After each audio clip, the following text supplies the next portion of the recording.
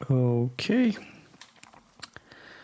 we have a kit for a website-ish agency with interesting fonts, some components, not a lot, but let's check out the designs. I will never for the love of me understand why people do this.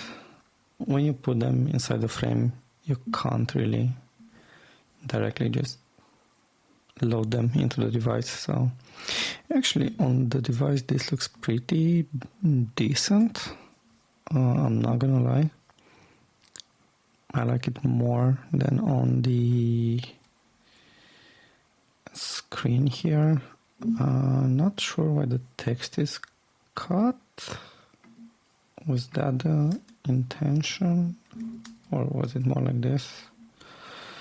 Looks a bit weird when it's cut, but overall, yeah, on mobile looks pretty decent, to be honest.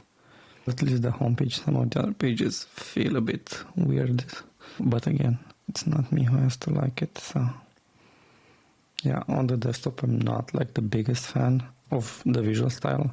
Also, I don't get why these are cut, but let's have a look. Have some projects, you have some feedback, weird positioning. To be honest, I'm not really convinced now. Like, it looks decent on mobile, but here, like, this is one of the projects. Nah, this is not.